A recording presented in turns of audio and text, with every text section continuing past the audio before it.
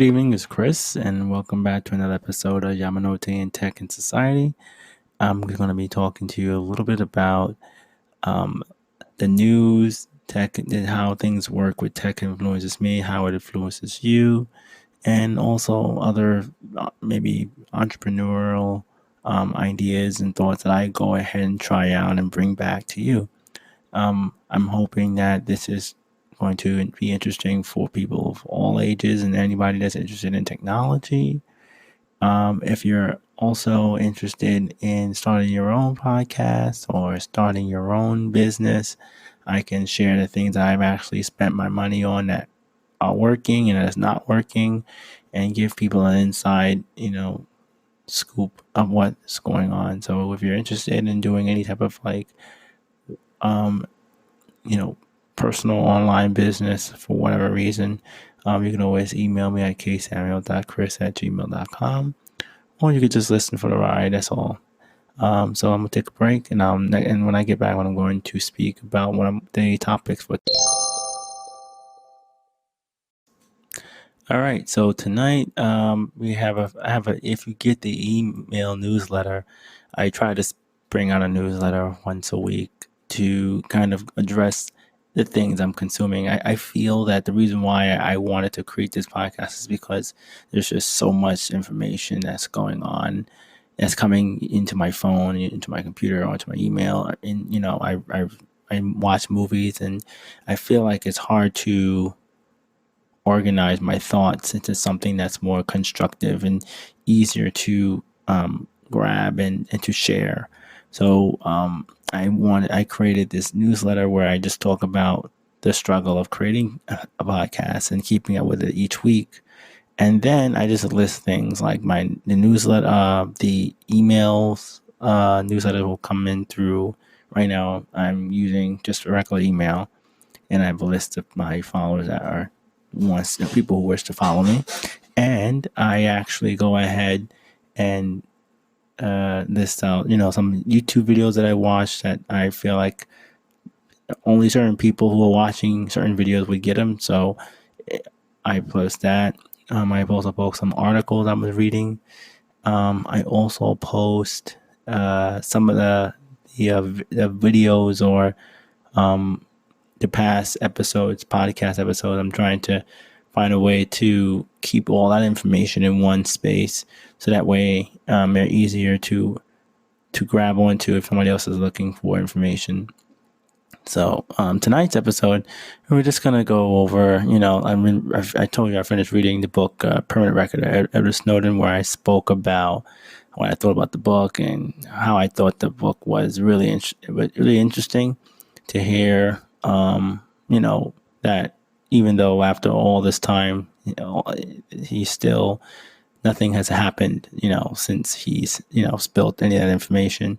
And just here and the fact that Edward Snowden is basically using social media to communicate with people because he's exiled in Russia. He spends a lot of his time on different TV shows. So Trevor Noah, Brian Williams show. You could just type in Joe Rogan, had him on his podcast as well. And he just basically talks about about the book and his ideas and the things we should be paying attention to. So if you don't know, anything about it, I'm not going to talk too much about it. You could just go to last week's episode and find out more about that. The second thing is I'm going to be talking about Filmora. I wanted to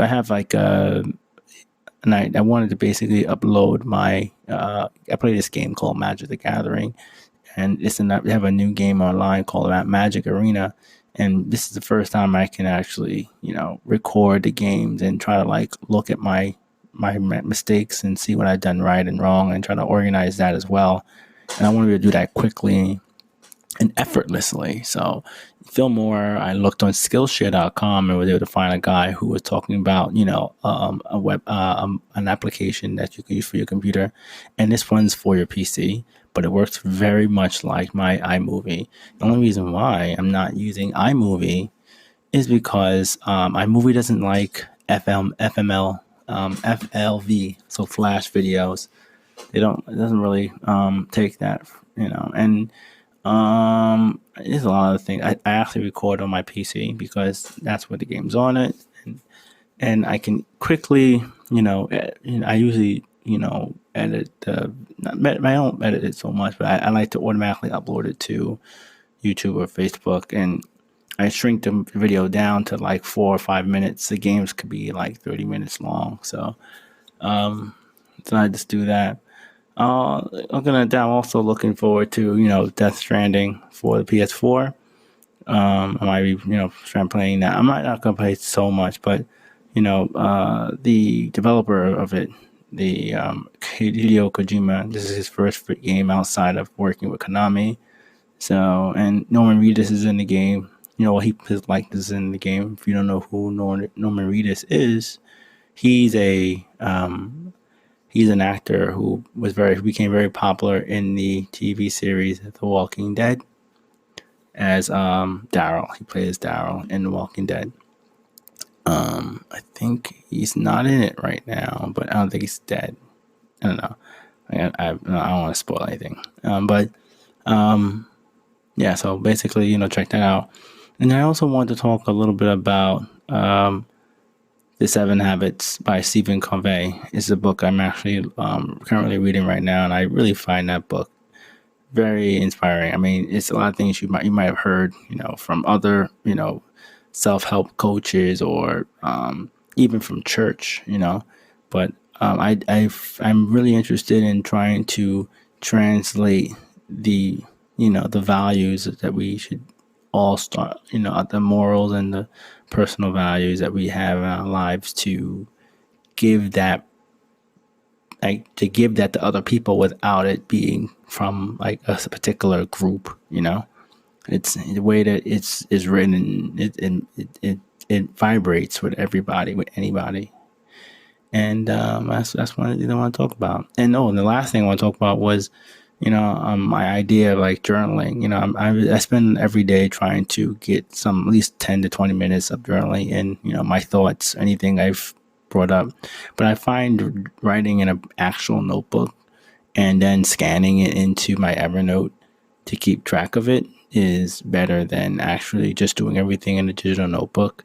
And the reason why is because I feel that the actual writing things down, I get more out of that. And the digital slowly is I mainly lose the value because it's so much. I can't measure the value or the size of it from a computer, at least for right now. I don't know. I want to talk a little bit about that. So I'm going to take a break, and when I get back, I'm going to go ahead and start off with the 7 habits. Hey, if you're still listening at this point, I thank you so much for, taking out the time in your busy day to listen to the podcast. I really do appreciate that. I know that sometimes starting something new can be very difficult, but I wanted to go ahead and just take this moment just to speak about my journaling I was just speaking about in the last segment, which was about Evernote. I still think that Evernote is an application that I still think is great to keep track of things. I use Evernote to scan my receipts, any mailing correspondence I get, even keep up with actual, actual documents like emails that come in mail. I can actually have them forward to email and search through them. It also allows me to have them synced across all my devices. So there are times when I will write in my Evernote and then we'll send it to someone, or I will read it on my phone or something like that, or I will take a screenshot of something and then keep track of it someplace else. I'm really interested in doing that, and if you're a person who wants to organize your information and keep things in one place, you can use Evernote. And that's at evernote.com. I'm not sponsored by them or anything, but I feel like that's something that I would like to share. You can also go ahead and you can search by your handwritten writing. So if you did write in a journal or write something down, you can write. It will be able to capture your handwriting to some extent. It does pretty well, but that's it. All right, so we're back now, and I just want to go ahead and just talk about the book of The 7 Habits. So now, if you don't know, that's a current book I actually downloaded from audible.com. and it's also an actual physical book I bought as well, because you can I like to follow along with the texts, and then I write inside the book, and highlight over certain things that I actually found interesting. And the Seven Habits is pretty much it's called the Seven Habits of Highly Effective People, and it's written by Stephen Covey. I mean, it's not Covey, and he really spends a lot of time talking about the things he learned in his life, and how working together with the value of interdependence comes. It's very important to try to follow those things if you're looking to be effective amongst people. That we got to work together, and we also have to be empathetic to other people. And he goes through several different steps, and a lot of things that he talks about. You, if you are living, breathing person, you're pretty sure that life is hard, meaning that if you don't really have much purpose or higher value purpose, then it can remain hard. So he talks about addressing like what your why is and how you actually want to live your life. And then he talks about working with other people, paying attention to what other people want and what people may need, and then try to find ways to bring value into that. And that sounds a lot like a lot of the people I've actually listened to is in the future, in the recent present time right now. But I noticed that with this particular book, he's not just talking about those things. He talks about how you need to bring it home, with your family. That if you can't be an effective business person and then not be a great family man, so, or woman, your family, you have to mother or father or husband, wife. All these people have to work together. He also talks about paying attention to the let me look at my notes real quick.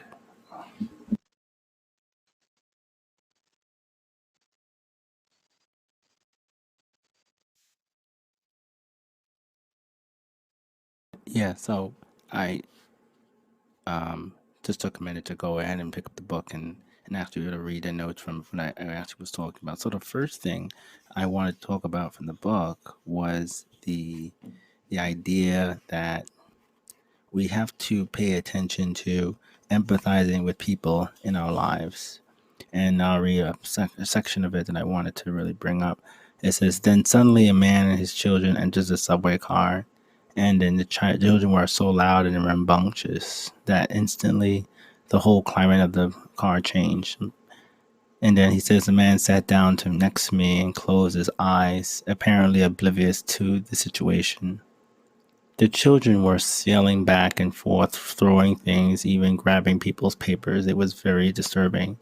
And yet the man sitting next to me did nothing. It was difficult not to feel irritated. I could not believe that he could be so insensitive as to let his children run wild like that and do nothing about it. Taking no responsibility at all, it was easy to see that everyone else on the subway felt irritated, too. So finally, with what I felt was unusual patience and restraint, I turned to him and said, 'Sir, your children are really disturbing a lot of people. I wonder if you couldn't control them a little more.' The man lifted his gaze as if to come to a conscious of the situation for the first time and said softly, 'Oh, you're right. I guess I should do something about it. We just came back from the hospital where their mother died about an hour ago. I don't know what to think. I guess they don't know how to handle it either.'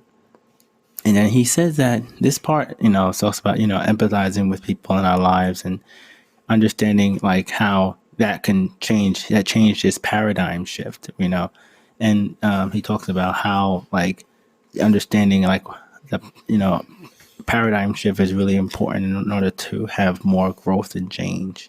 And I can just go, I don't want to read the entire book, but I just want to really, illustrate how deep this book is, and it's relatively easy to read as well. The author actually has like a workbook that he recommends people to write and try to figure out how to build it into your own lives. This book is not a book that you just read and put down on your shelf once you're done. You're gonna have to really pick this book apart. And I think the one way to do it would be to like read it with other people or get other people to read it and try to like focus on it. It's not a new book, and it's relatively old. Meaning, I think the book came out a couple of years ago, but it's still relative to this day. And yeah, so I'm just basically gonna leave it there. Yeah, so that's The 7 Habits of Highly Effective People by Stephen R. Covey. Powerful lessons in personal change. Book has sold over 30 million copies, and oh yeah, it's about 30 years old. So yeah, it's really old. I mean, it's not that old, but it's pretty old, you know. So I'm going to take a break, and when we get back, I'm going to talk a little bit more about pride. As you read this book, try to stand apart from yourself. Try to project your consciousness upward into the corner of the room and see yourself in your mind's eye reading. Can you look at yourself almost as though you were someone else? Now try something else. Think about the mood you are now in. Can you identify it? What are you feeling? How would you describe your present mental state? All right, so we're back, and I want to just go ahead and talk a little bit about that the application called Filmora. It's really, you know, it's one of those video editing applications. I am able to utilize the entire app, you know, on a free plan, as long as when I output the video has this huge like watermark that sits on top of the video. Now, I mean, I'm actually just learning how to use it right now. Maybe I may buy it, you know, but it's not having the watermark on it doesn't really bother me. Meaning that I'm using it to record the Magic games, but I'm not necessarily. It doesn't really take too much away from the game, and you can, if you sit there long enough, you can see the whole thing. It's the watermark doesn't. You can. It's like it's somewhat transparent, so you can see my cards and you know the pub scores and the regular video. It's just what I'm doing with this video is that I increase the video speed by 4x. So that way, you know, the 30-minute game, you know, gets brought down to 4 or 5 minutes, 6 minutes, and it allows you know me to put it onto YouTube at 4x, and it doesn't necessarily get taken down by what you call it, by the YouTube algorithm. You know, the one that takes down your things if you have like music. I have some music I listen to that is from YouTube, and if sometimes if they hears it, sometimes it gets taken down. Not all the time. So to avoid that, I speed the game up. The game you can clearly see without any problems. It's just that, and you can follow along with the game. You can even make it faster, you know, if you wanted to, after it goes to 4x. But I wanted to, you know, have some sort of like record of the games I'm playing and how they're going about, whether they win or lose, and you know, just keep track of those things. Because I play the game, you know, maybe like once a day, you know, like maybe a half an hour, and that's it. But I'm trying to find a way to organize my the things I'm doing into something that could be analyzed later on, if so, or it could be content that other people may find interesting, you know. So that's Filmora. You can download it from the website. They also have like streams of like a subscription service that you can download like royalty free videos and stickers and stuff like that to add to your videos. Right now, I don't have a necessary need to do that.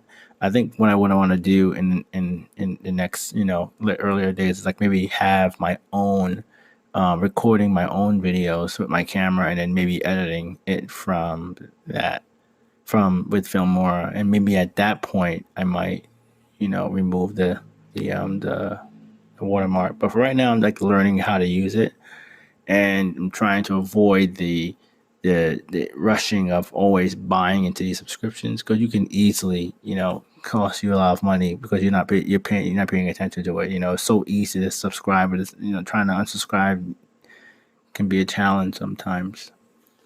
So yeah. So other than that, yeah. So try it out if you're interested in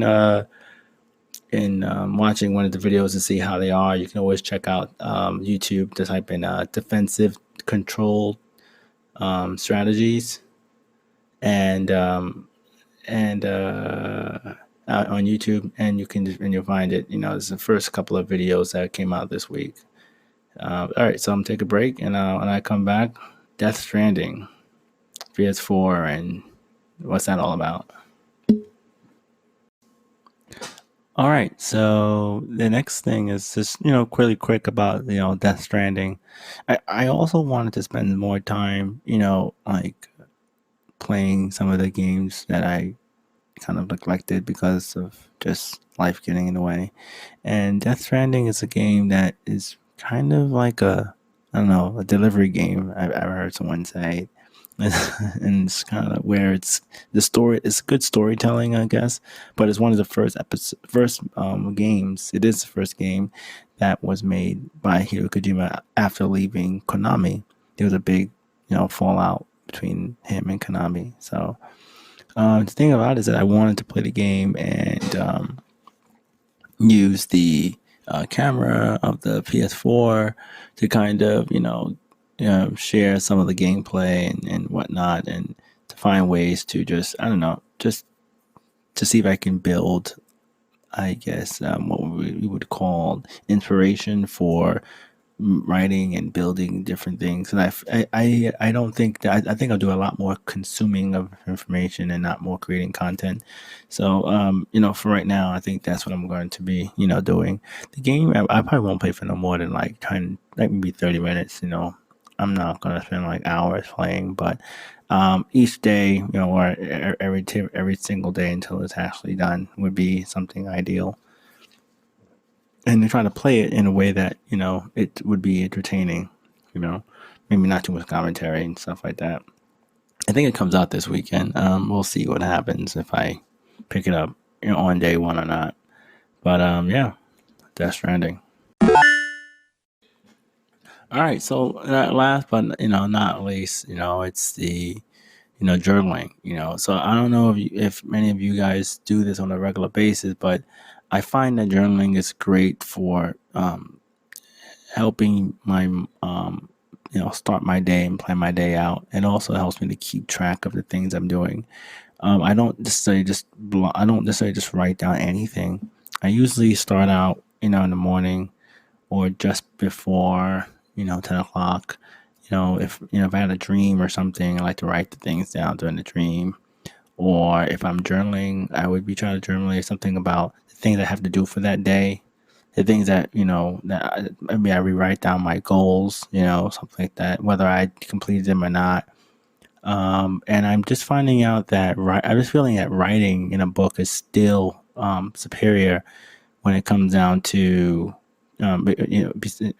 as comparing it to digital notebook writing. Well, I think that's great when it comes down to having to share the information or update it or something like that. It's great.